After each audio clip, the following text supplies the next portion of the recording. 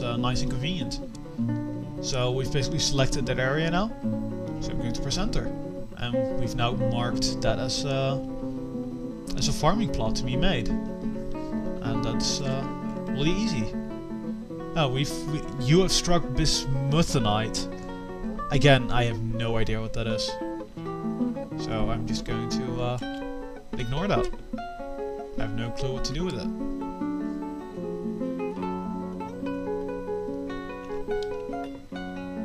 And you can actually see he's now actually placed the bed this time. So let's actually give that last room we created.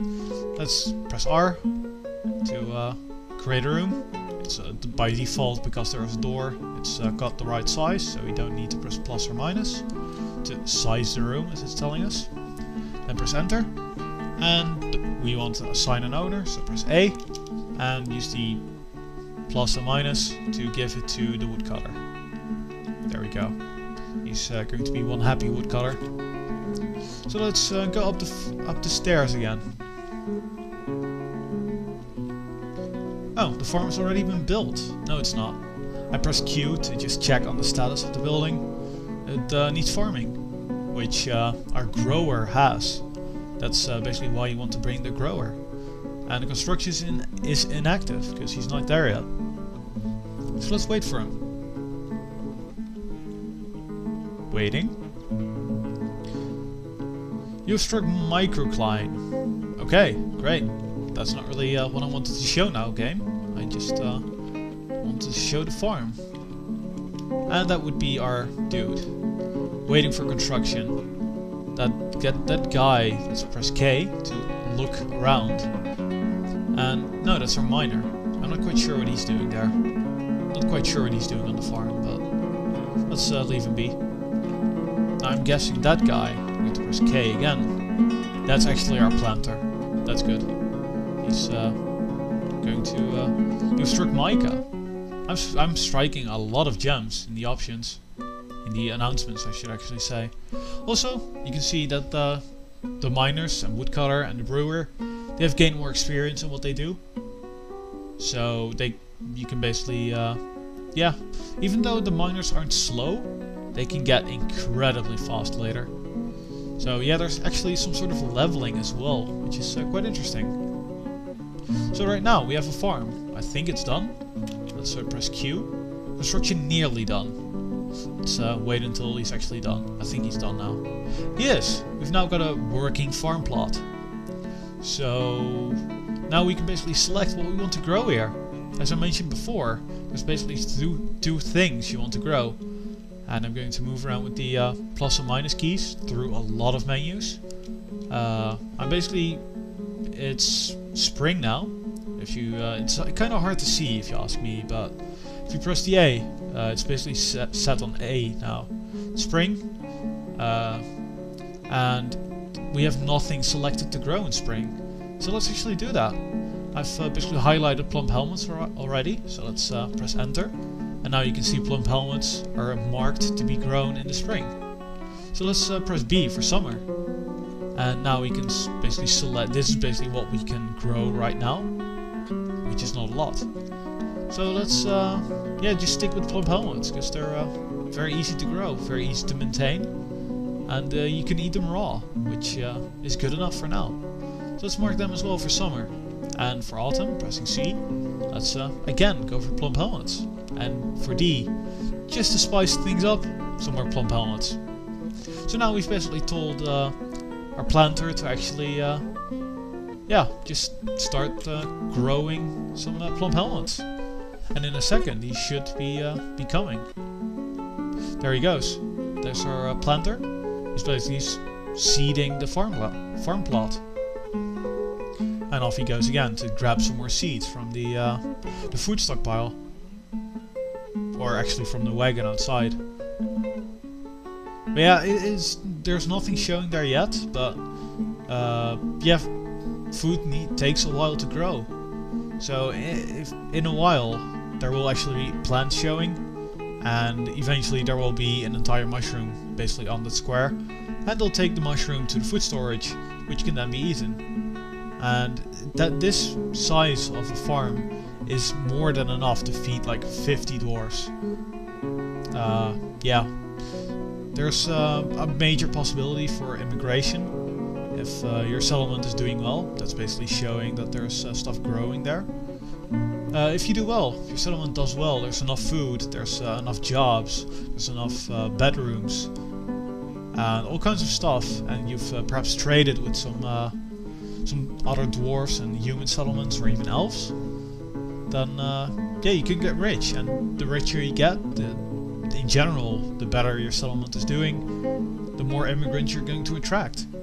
Also, you can see our guy over here, there's a Z blinking, which means he's sleeping on the farm now, which is not really great, Let's check on him. He's Dishma Arakitut? God, dwarven names, what horrible. So let's go into one other important menu, and then I'm basically done showing the other basics of the game, which is just wood, stone and food and a place to rest. No, actually I'm forgetting one thing, but we'll get to that in a second. I'm looking for the U button. Unit list. There we go. Press U and you see what is what our dwarves are currently doing. And as we saw before, let's press up and down on the numpad to move around this menu. You can see that our planter, the guy with the unpronounceable name, which is actually all 7 of them, he's sleeping because he doesn't have a room assigned just yet, so that's not a very good thing. And the miner, we know he's actually sleeping inside his room because we gave him a room, as well as the woodcutter. So now you can basically see we've got some options here. We can go to a manager. We can zoom to the building he's at with B. We can zoom to him, or we can go to some more options. I'm just going to press C now, which is basically zooming to him. And there he is. There's a miner sleeping in his own little room. And we've got some statistics on the guy. You can see here his name is miner, so that's what he does. He's currently sleeping. He's very tough. He's an adept miner, and other than that, he doesn't really have any skills. So again, we've got some options around here to basically go into that guy, because we might want to know more about him. W is basically W and D. It's not really obvious, but it's wounds, because as I said before, there's a lot of combat. So I'm going to press W, and you can basically see the status of his body. He's unconscious right now because he's sleeping, so fair enough.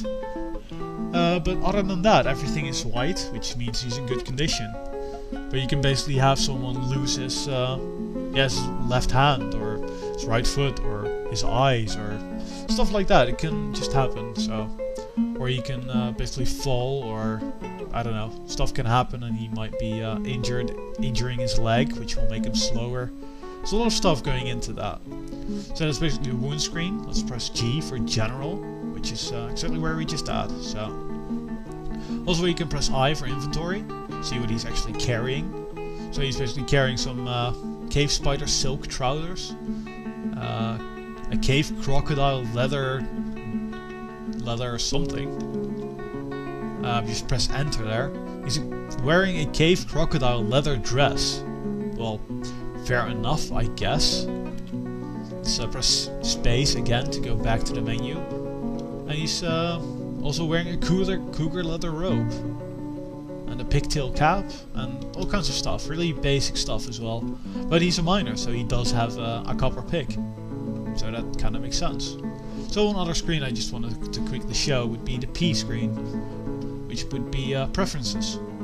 And over here you can, basically you can, as I mentioned at the total beginning about dogs, you can basically assign a dog to a dwarf. Like if you have a dwarf you've basically told to go out hunting, you can give him a work dog, which would be a hunting dog, which would accompany him. And that's a very cool system. And that's basically the most important thing right now. The most important thing on this screen for now that you're actually going to be using would be L, labor. It's not an I, it's an L. So let's press L, and you basically get a list of things he can do. He's a miner, so that is highlighted. He does do some health care. In case he gets hurt, he'll take care of others the best he can. But none of these other things are actually marked, so he doesn't pay any attention to that at all. None of these things either. Now if I could actually just tell him to, you know, go fishing, put that on your agenda. If there's nothing to dig, he will now, because I've enabled fishing as on his labor list, he will actually try and go fish the best he can. But you probably don't want to do that. As I explained before, fishing is very dangerous. Very dangerous. I've lost like 3 out of 7 dwarves in like 20 minutes after I got started. So yeah, it's very bad if that happens.